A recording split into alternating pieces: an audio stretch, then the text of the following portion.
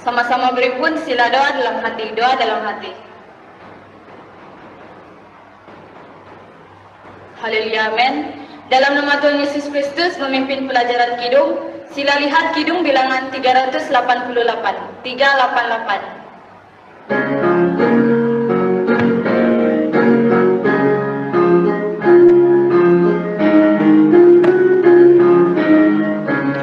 Ayat pertama.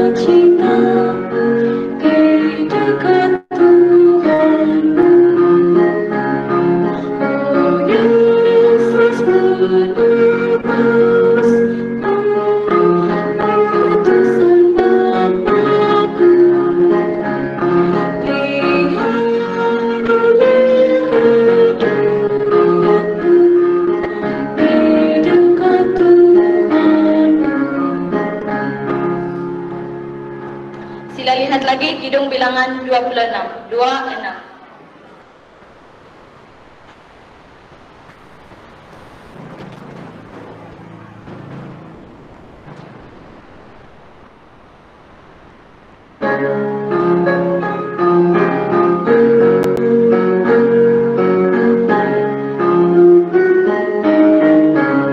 Ayat pertama.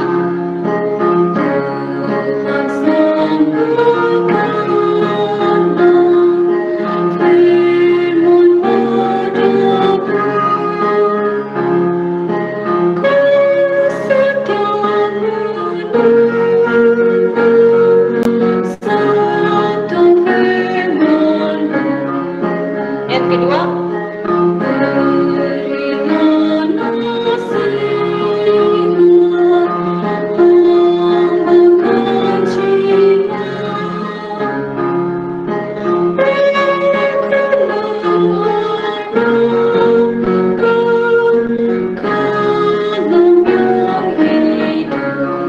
Ayat ketiga.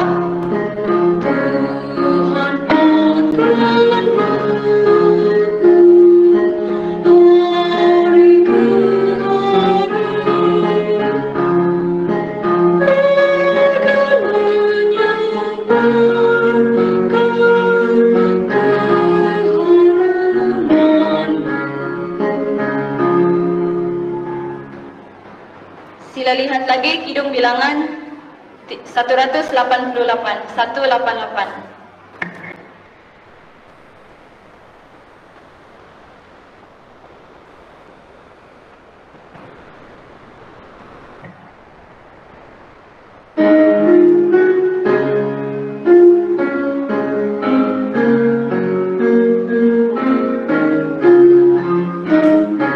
Ayat pertama.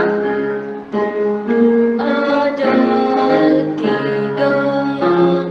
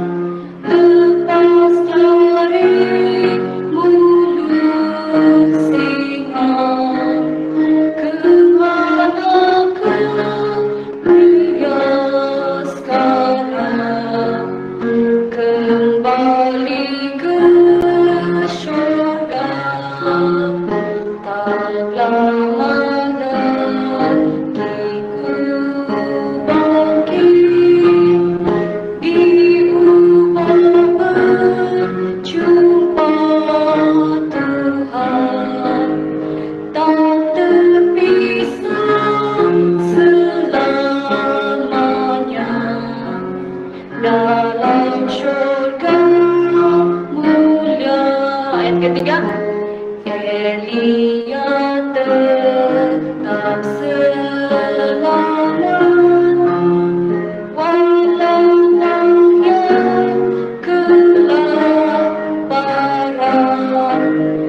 Kemanakah dia sekarang? Kembali ke syurga, tak lama lagi ku bangkit, diubah berjumpa Tuhan, tak terpisah selamanya dalam syurga mulia. Ayat keempat, Tuhan Yesus Juru Selamat bangkit dari kematian. Dia terangkat naik ke syurga, sediakan tempat tak lama lagi ku bangkit, diubah berjumpa Tuhan, tak terpisah selamanya dalam syurga mulia. Sila lihat lagi Kidung bilangan 12. 1, 2.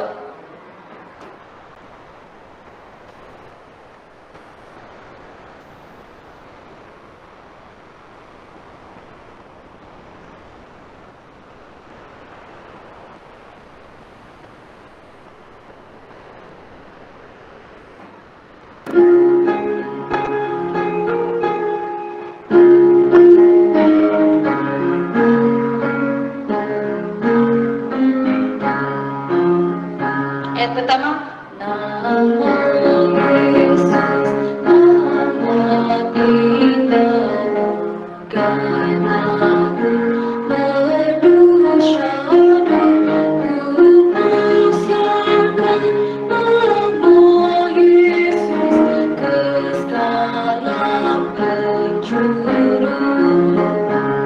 Sungguh mulia nama Yesus, Allah yang Maha Kuasa, masih turun ke dunia, mati ganti kita. Ayat kedua, nama Yesus amat agung, lebih dari segalanya, biarkan berkat kesembuhan kekal selamanya. Sungguh mulia nama Yesus.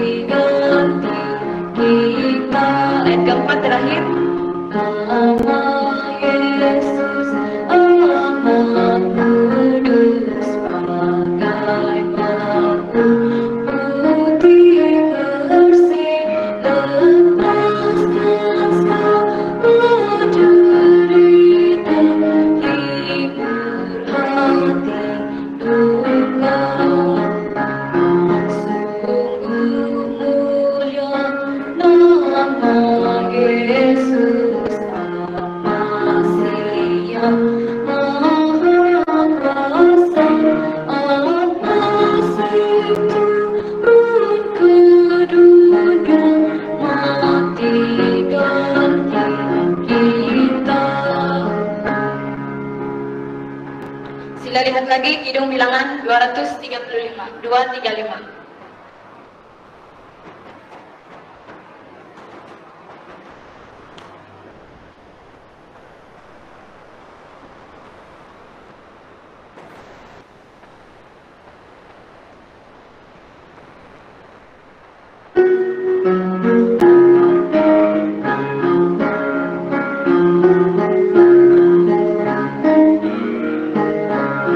Ayat pertama.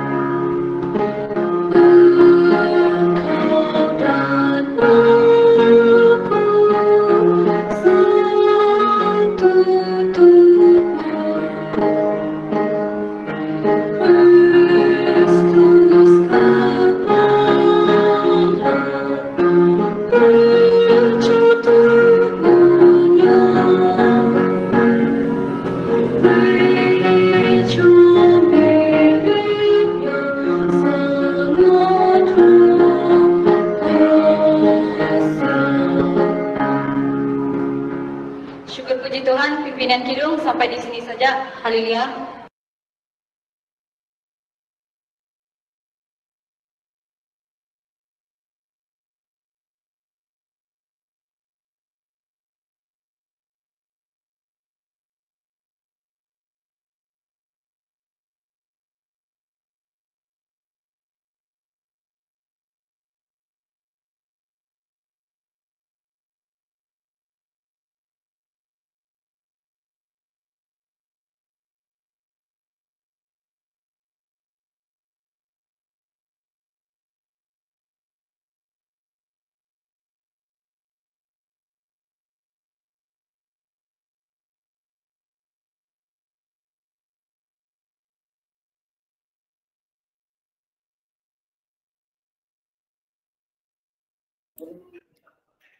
Pendeta, mic,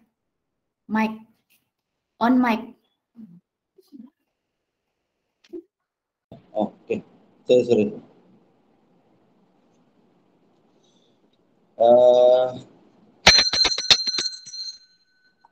Mari kita berdoa dalam hati.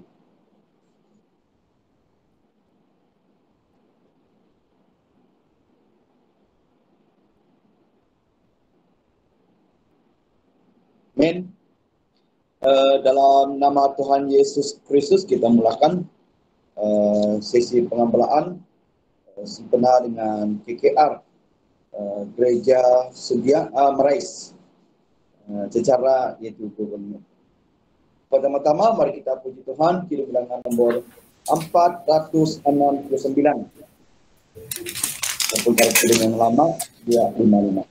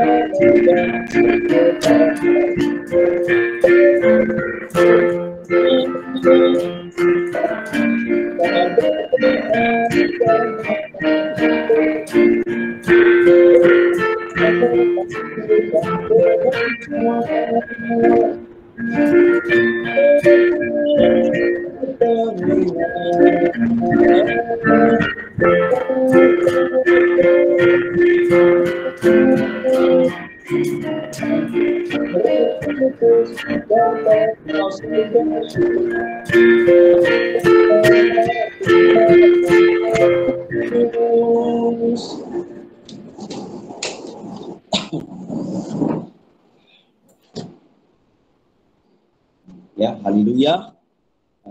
Selamat pagi dan salam sejahtera saya ucapkan kepada pendeta, diakon, deakonis maupun mungkin ada penatua yang mengikuti KKR kita bagi gereja, yaitu Marais secara yaitu Google Meet pada tahun ini. Ya, sebelum kita meneruskan yaitu perkongsian firman Tuhan ini, kita akan berdoa kemohon Tuhan yaitu KKR kita dapat berjalan dengan lancar sesuai dengan yaitu kehendak Tuhan. Sama-sama kita berdoa. Kita boleh buka mic lah waktu kita berdoa.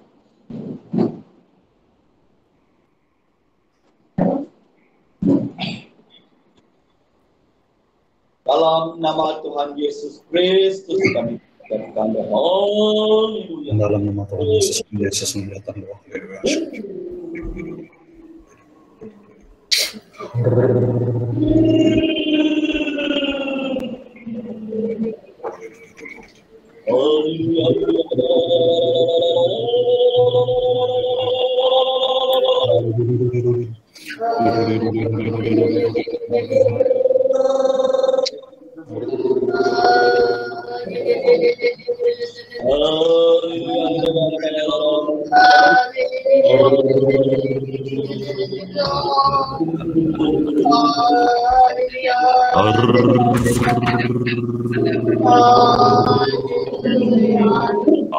Haleluya, haleluya.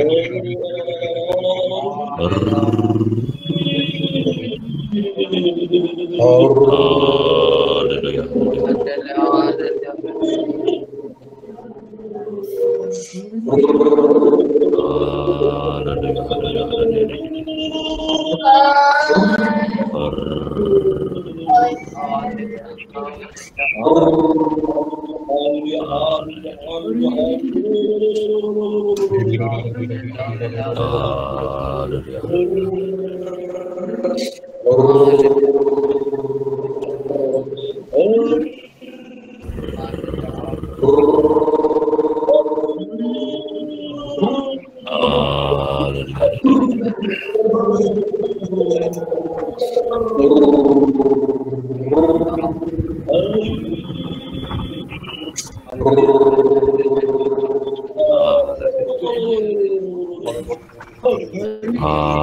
hallelujah.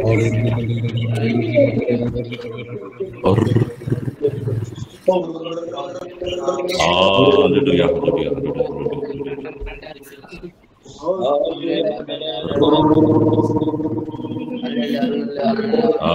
hallelujah, hallelujah.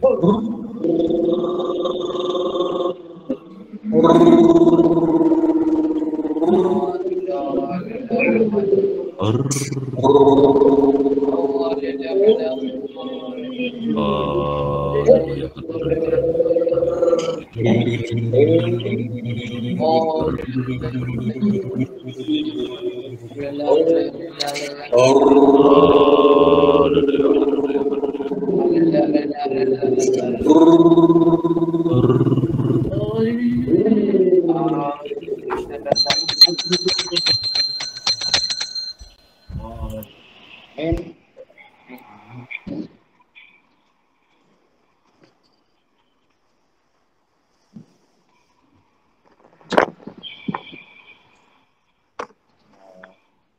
Dalam nama Tuhan Yesus Kristus menyampaikan firman Tuhan sempena dengan KKR secara Google Meet bagi gereja yaitu Rais. Syukurlah kepada Tuhan walaupun kita tidak dapat bersua muka untuk mengadakan KKR yaitu di gereja, tetapi kita dapat yaitu menggunakan kesempatan ini yaitu secara Google Meet. Memang saya yakin percaya memang ramai lagi seiman-seiman kita tidak dapat yaitu mengikuti KKR yang secara Google Meet ini. Mungkin sebabkan kalian ataupun tempat mereka itu internetnya sangat lemah. Memang saya yakin percaya kita sekalian amat rindu suasana KKR kita pada dahulu sebelum ini COVID-19. Jadi semuanya kita sangat rindulah suasana yaitu KKR. Namun itu tidak akan menghalang kita, tidak akan menghalang kita untuk mengadakan KKR secara talian ataupun secara Google Meet ini. Baik, pada kesempatan pagi ini saya menggunakan satu judul firman Tuhan yang telah dikatakan oleh Paulus, yaitu tidak memperhatikan yang kelihatan. Tidak memperhatikan yang kelihatan. Baik, kita lihat mari kita rujuk Alkitab 2 Korintus pasal 4. 2 Korintus pasal 4 kita baca di dalam ayat 16 2 Korintus pasal 4 ayat 18 ayat 18 saya bacakan sini. 2 Korintus pasal 4 ayat 18, sebab kami tidak memperhatikan yang kelihatan, melainkan yang tak kelihatan. Karena yang kelihatan adalah sementara, sedangkan yang tak kelihatan adalah kekal. Di dalam ayat ini, Paulus memberi satu penghiburan kepada jemaat di Korintus. Kalau kita lihat di antara mereka itu ada yang mula tawar hati. Kenapa mereka tawar hati? Sebab apa yang dijanjikan oleh Tuhan berkaitan dengan hidup yang kekal itu membuatkan mereka menjadi tawar hati. Sebab sorga itu, tempat ini mereka tidak melihat. Mereka tidak pernah melihat tempat ini. Jadi itulah sebabnya Paulus berkata, ya, kami tidak memperhatikan yang kelihatan, melainkan yang tak kelihatan. Maka ya dalam KKR ini kita gunakan dua perkara ini untuk sama-sama kita renungkan di mana pilihan kita sebenarnya, ataupun apakah pilihan kita.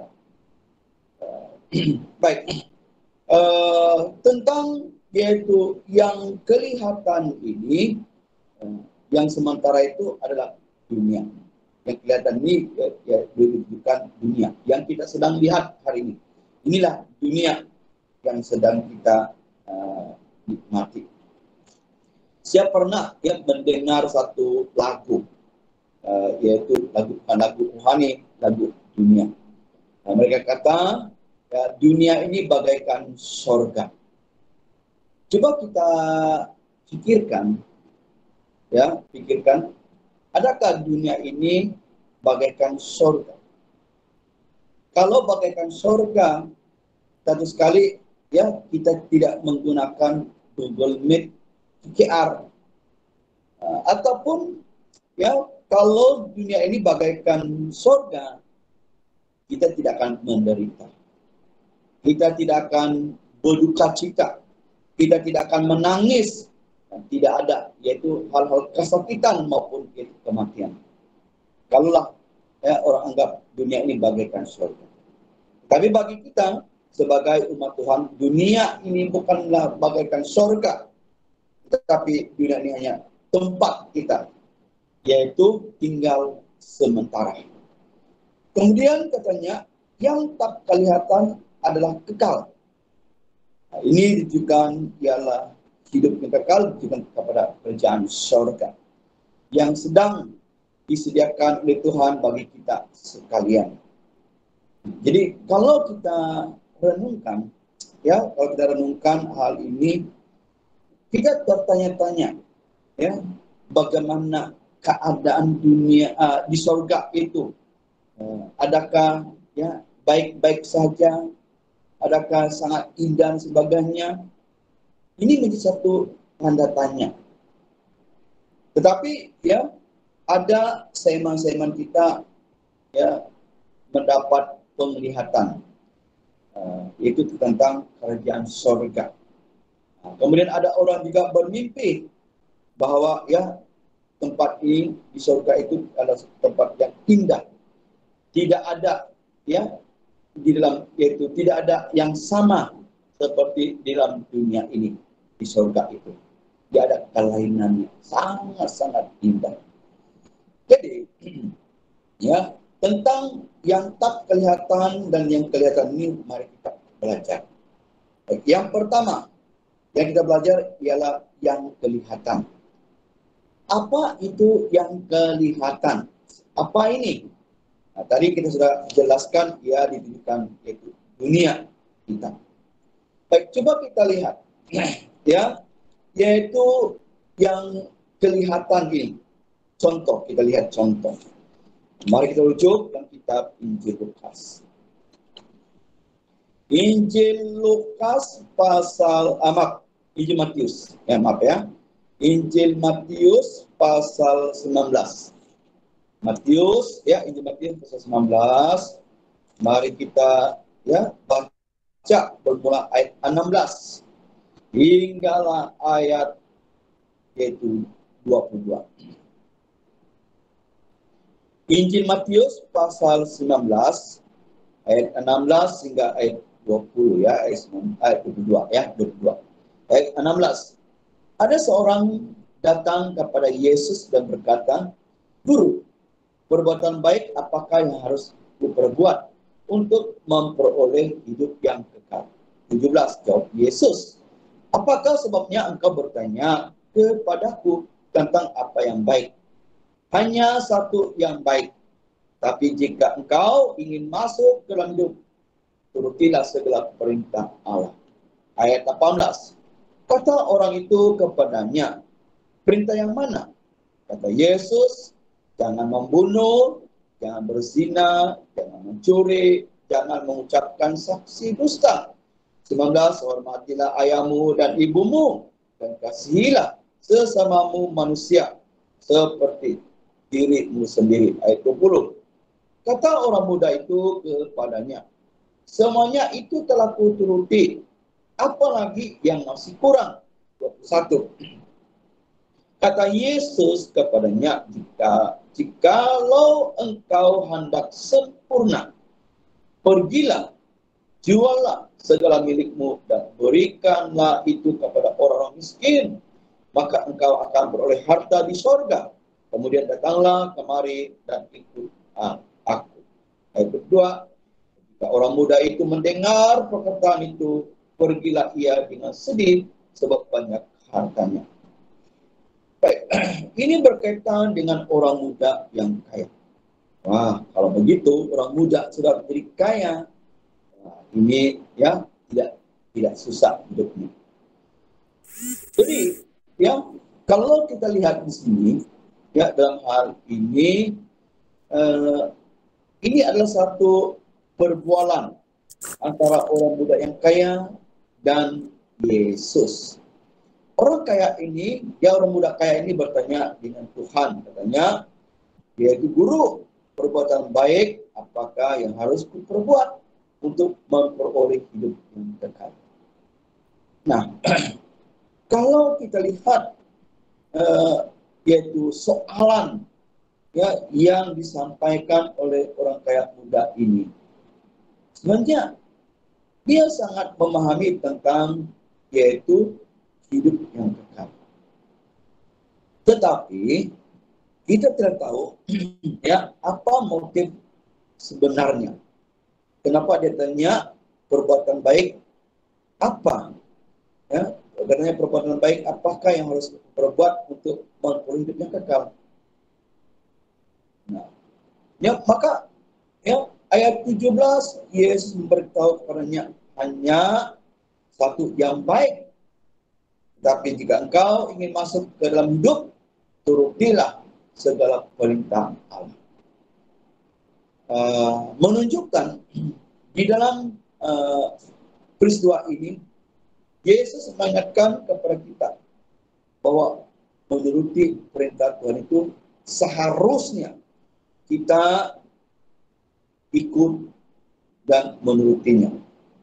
Contohnya, ya ayat 18 sampai ayat 19 tentang yaitu hukum-hukum yang harus kita turuti. Kemudian dia selitkan katanya kasihilah sesamamu manusia seperti dirimu sendiri. Jadi bukan saja kita menuruti perintah Tuhan, tapi kita harus mengasihi diri kita sendiri. Maka ya jawaban orang muda ini katanya yaitu semuanya itu telah diturutinya. Ya, telah diturutinya, kemudian katanya apa yang masih kurang? Seolah-olah ya kalau kita lihat soalan yang disampaikan oleh orang muda ini ada motifnya. Adakah dia ingin memerangkap ataupun mungkin dia ingin Yesus memujinya di segi soal kau orang kaya, kau tidak perlu ya yaitu menuruti perintah Tuhan. Mungkin dia ingin ya mendengar kata-kata seperti ini. Sebab dia orang muda yang kaya sudah. Kalau orang muda ini lingkungan umur yaitu 18 ke atas hingga ke 40 orang muda. Kita bayangkan. Mungkin kita lihat, mungkin umurnya waktu sudah jadi kaya, ialah sudah umurnya 20 tahun ke atas, ataupun 30 tahun ke atas, dia sudah jadi kaya. Jadi, orang muda ini, yang kaya ini, dia coba mempersoalkan. Tetapi, Yesus ya terus memberitahu kepadanya, ya, katanya, jikalau engkau hendak sempurna. Saya pikirkan, jika engkau ya ingin sempurna, hendak sempurna. Yesus bilang, pergilah, juallah, yaitu milikmu. Berikanlah itu kepada orang-orang miskin.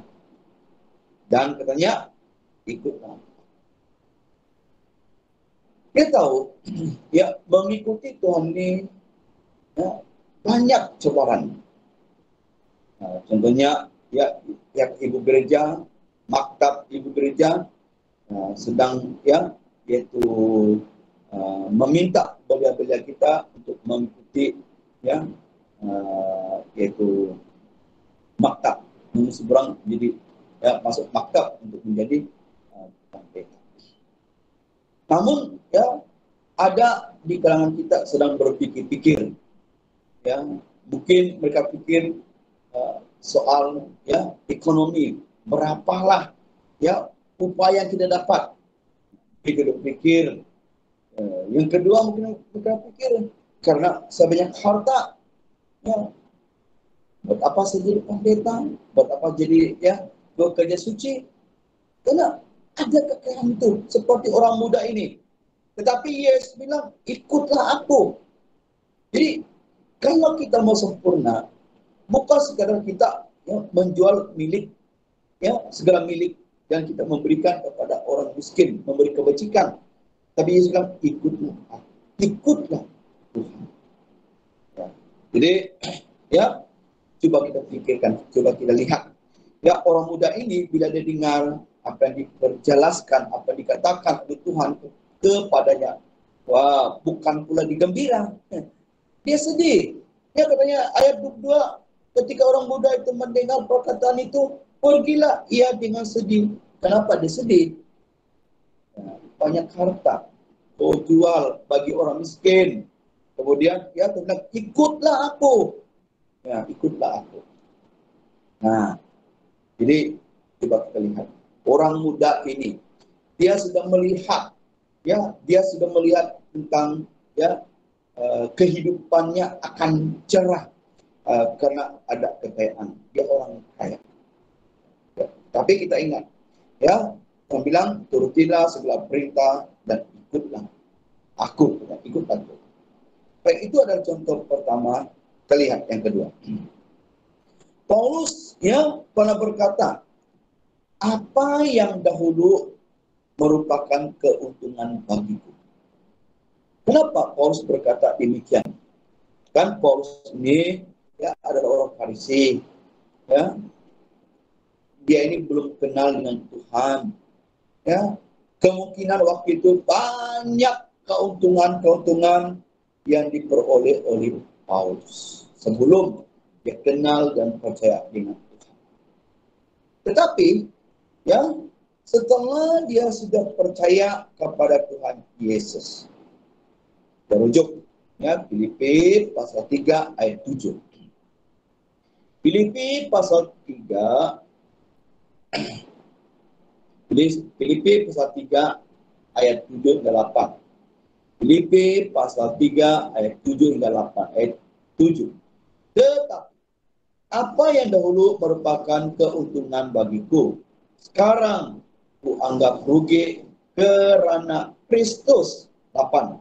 Malahan segala sesuatu kuanggap rugi karena pengenalan akan Kristus Yesus Tuhanku lebih mulia daripada semuanya.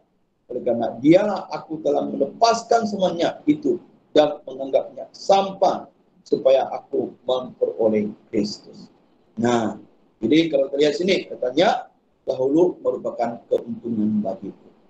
Kita tidak tahu apa keuntungan Paulus, semada dari segi uang, harta dan sebagainya, kita tidak tahu. Tetapi dalam katanya dahulu merupakan keuntungan bagiku.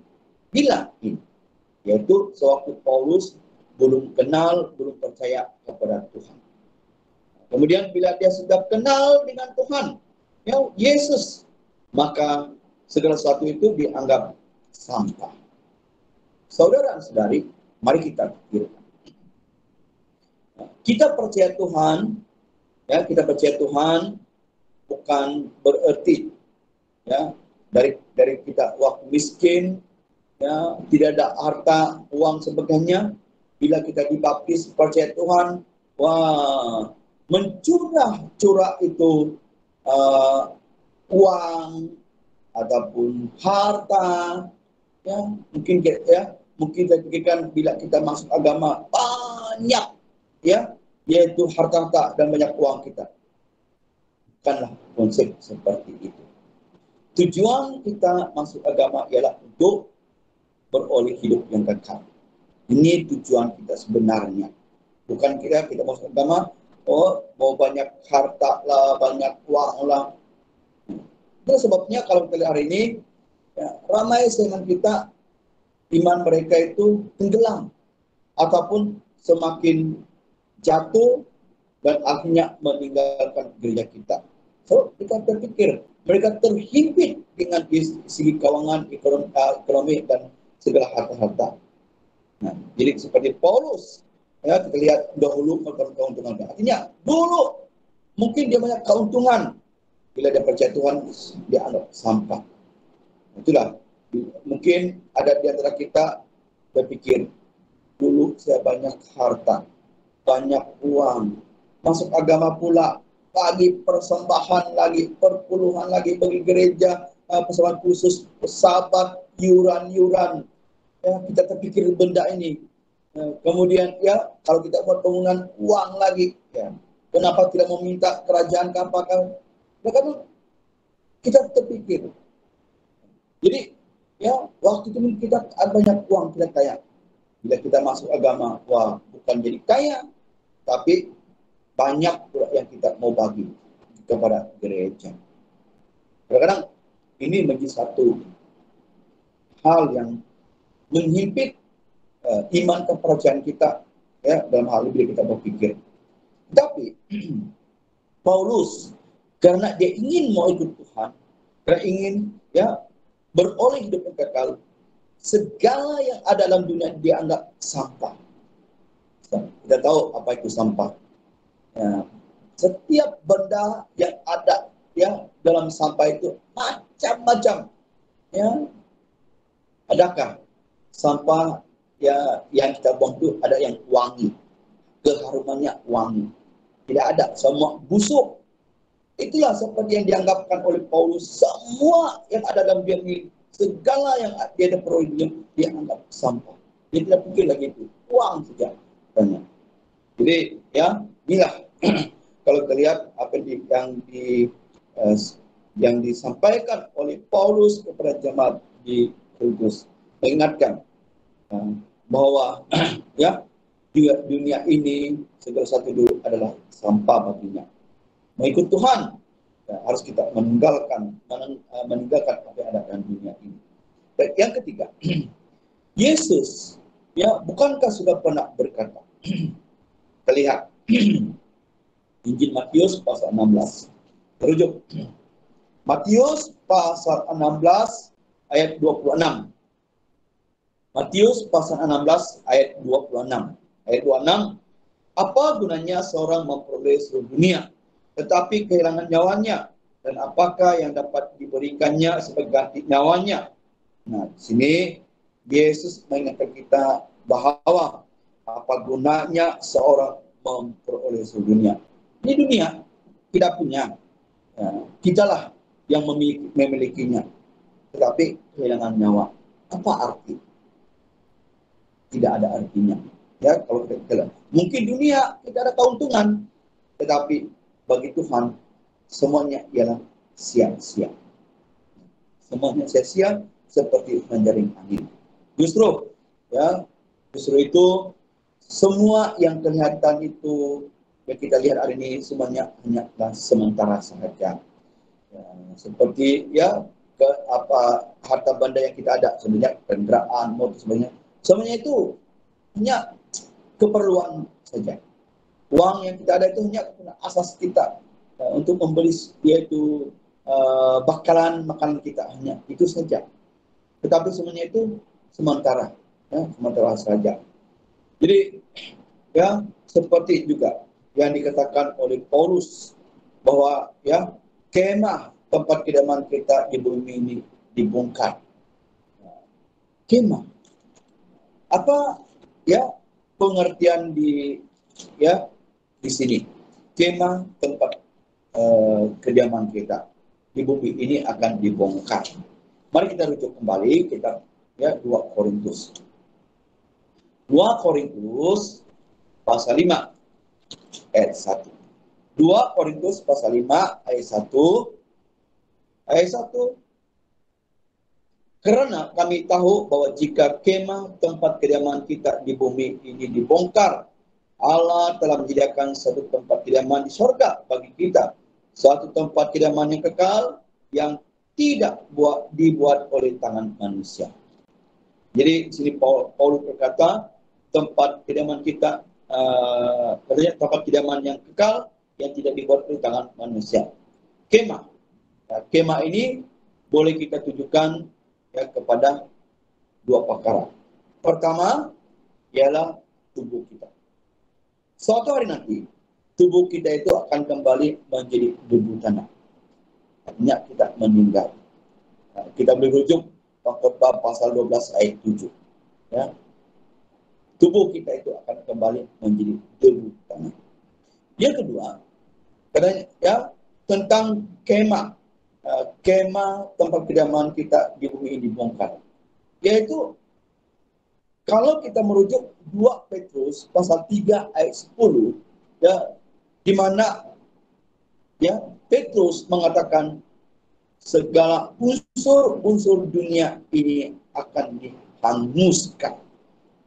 Apa ini?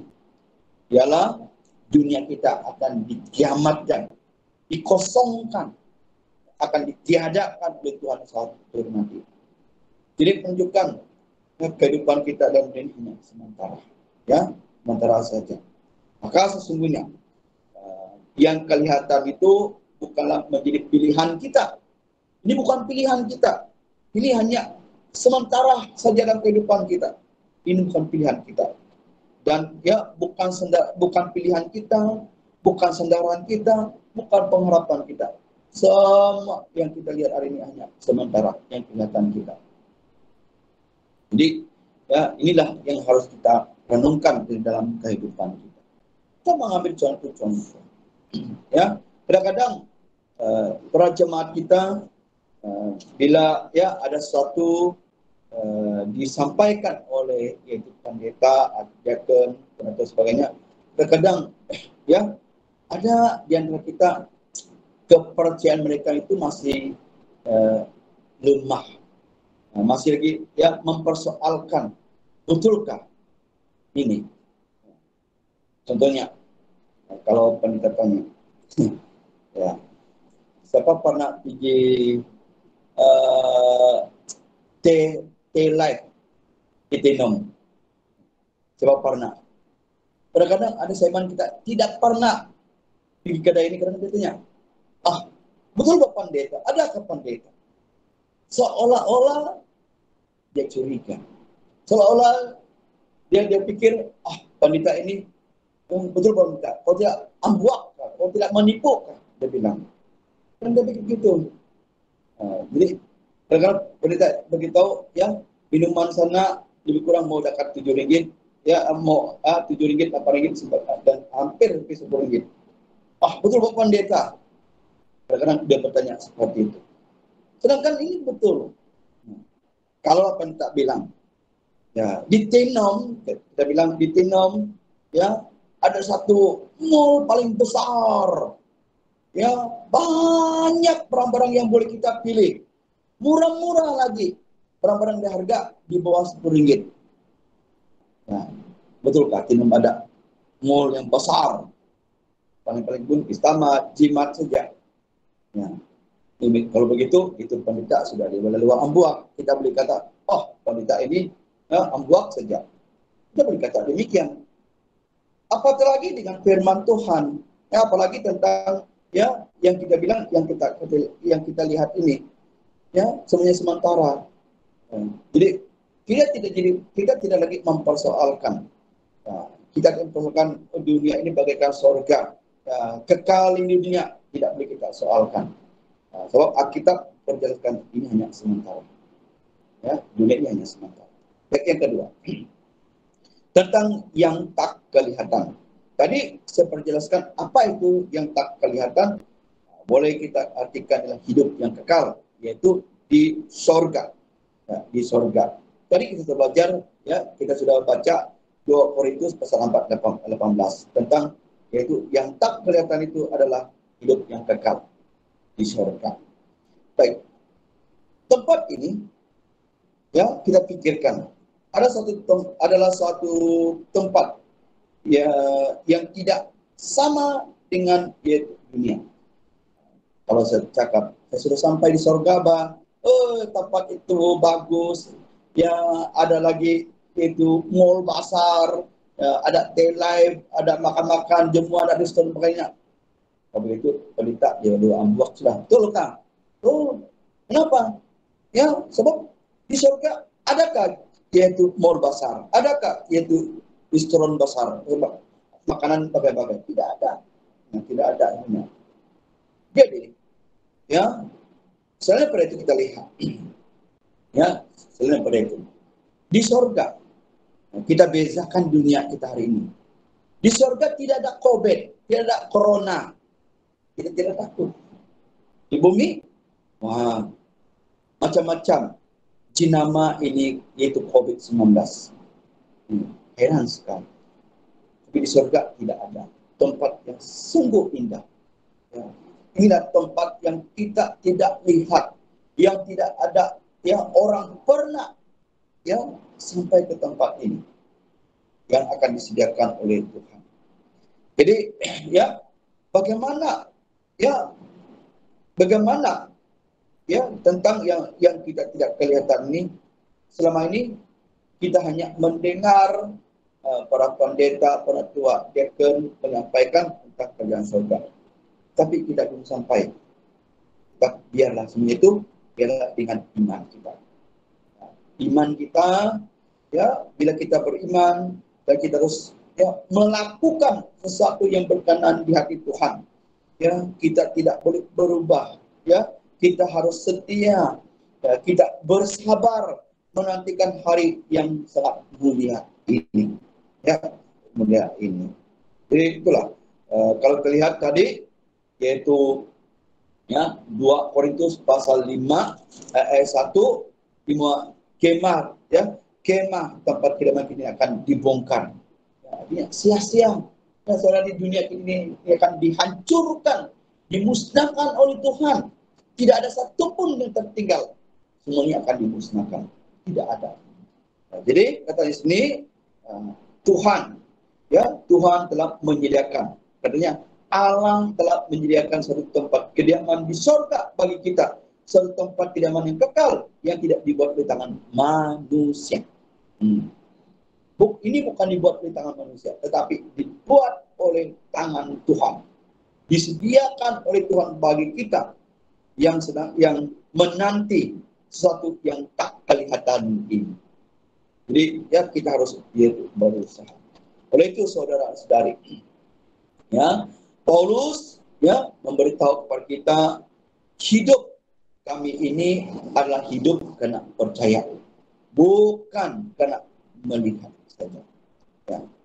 Jadi, menunjukkan hari ini kita percaya Tuhan bukan karena melihat, tapi kita percaya dengan Tuhan karena kita tidak melihat. Mari kita rujuk, yaitu 2 Korintus pasal 5, ya. 2 Korintus pasal 5 ayat 7. Ayat 7. 2 Korintus pasal 5 ayat 7. Sebab hidup kami ini adalah hidup karena percaya, bukan karena melihat. Paulus, ya, memberi jaminan kepada jemaat di Korintus, ya, bahwa, ya, hidup mereka itu percaya, bukan karena melihat. Jangan kita seperti Thomas dahulu, ya, Yesus sudah datang, ya, berjumpa dengan murid-muridnya. Ya, bila, ya, orang-orang yang ada di rumah itu menceritakan kepada Thomas, dia tidak percaya. Selagi saya belum nampak tapak tangannya ada bakas paku, lumbung, ya, mulutnya ada ditusuk, dia tidak akan percaya. Tapi beberapa waktu itu, bila Yesus, ya, menampakkan dirinya, orang pertama dia jumpa ialah Thomas. Ya, Yesus bilang, Thomas, Jangan lagi engkau tidak percaya. Lihatlah, cukuplah jarimu dalam lambung. Bila Thomas melihat bahwa itu adalah Yesus, barulah dia percaya. Maka Tuhan berkata, berbahagia orang yang melihat dan percaya. Jadi hari ini kepercayaan kita itu bukan karena melihat. Jadi kita usahakan, bukan karena kita melihat, bukan karena kita melihat, tetapi tidak melihat, tidak kelihatan gitu. Inilah yang harus kita usahakan. Baik, sebagai satu nasihat kita. Nasihat ada 3. Pertama tentang kita berusaha soal yang tak kelihatan ini. Pertama, jangan gelisah, jangan gelisah. Adakah tempat saya di surga atau tiadakah? Jangan gelisah. Yang penting turuti perintah Tuhan dan juga ikut Tuhan. Setia sampai garis akhir. Ini yang kita rasakan. Kalau kita orang bilang iman kita pasang surut, mungkin kita boleh gelisah. Mungkin kita teragak-agak iman saya lemah, saya tidak buat lagi ini sama itu dan ini. Mungkin ini boleh menggelisahkan. Tetapi kalau sudah kita melakukan sesuatu yang berkenaan dengan Tuhan, tidak perlu kita risau. Tapi kita lakukan, usahakan lebih daripada itu. Kedua, jangan lepaskan kepercayaan kita. Jangan kita melepaskan kepercayaan kita. Kenapa? Tidak boleh. Sebab ada upah yang menanti bagi kita. Ibrani pasal 10 ayat 35. Ibrani pasal 10 ayat 35. Jangan kita melepaskan kepercayaan kita. Ada upah sudah. Upah apa ini? Katanya sesuatu yang tak kelihatan, ialah kerajaan surga, hidup yang kekal, yang menanti imbalan yang akan diberikan oleh Tuhan kepada kita. Usahakan tidak boleh kita yaitu melepaskan kepercayaan kita. Biarlah orang-orang lain mereka suka masuk agama, masuk keluar, biarkan mereka. Sebab mereka itu gelisah. Mereka anggap ini agama sebagai satu permainan mereka. Dan kita tidak boleh. Yang ketiga, iman kita harus melakukannya dengan mata yang tertuju kepada Yesus. Iman kita itu harus melakukannya dengan tertuju hanya Yesus saja, yang akan memberi kita berkat hidup kekal dan memberi kita imbalan sebagainya. Ini yang harus kita usahakan.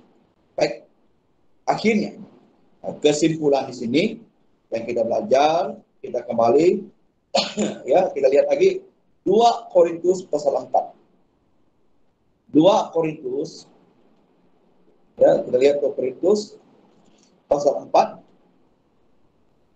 Kita baca ayat 16 hingga 17 2 Korintus pasal 4 ayat 16 hingga 17 ayat 16. Sebab itu kami tidak tawar hati, tetapi meskipun manusia lahiriah kami semakin merosot, namun manusia batinia kami dibaharui dari sehari ke sehari. 17, sebab penderitaan ringan yang sekarang ini mengerjakan bagi kami kemuliaan kekal yang lebih segala-galanya, jauh lebih besar daripada penderitaan kami. Nah, di sini ada 2 perkara. Pertama, jangan tawar hati. Kedua, penderitaan yang kita alami masa kini mengerjakan kemuliaan. Tentunya musim pandemik ini. Jangan kita tawar hati. Jangan tawar hati. Ini hanya penderitaan sementara. Jadi, sewaktu kita menderita, ternyata sini mengerjakan kemuliaan kekal. Apa yang harus kita usahakan? Selalu pandemik, melakukan sesuatu yang berkenan. Kita berdoa, baca kitab, nyanyi kidung. Inilah yang harus kita usahakan di dalam kehidupan kita. Oleh itu, marilah kita sama-sama menantikan dengan tekun, yaitu yang tak kelihatan ini. Sebab yang kelihatan sudah kita nampak. Tapi yang tak kelihatan inilah yang belum kita lihat. Baik, rujuk ayat terakhir. Roma Roma pasal 8. Roma pasal 8, kita baca ayat 25. Roma pasal 8 ayat 25. Tetapi jika kita mengharapkan apa yang kita lihat, kita menantikannya dengan tekun. Banyak mengharapkan apa yang kita lihat. Mengharapkan, mengharapkan apa yang tidak kita lihat. Apa itu? Surga. Makanya kita menantinya dengan tekun. Bersabar saja, menanti saja. Suatu nanti kita akan menerima. Ya, jadi ya dua perkara ini, yaitu yang kelihatan, ya, yang kelihatan sudah kita belajar, yang tak kelihatan kita belajar, maka kita pilih, berpilihan. Kita berpilihan, sama ada kita mau pilih kelihatan ataupun yang terkelihatan, pikirkan sendiri. Semoga Tuhan ya memberkati dan penyampaian firman Tuhan sampai di sini. Baik, kita doa dalam hati.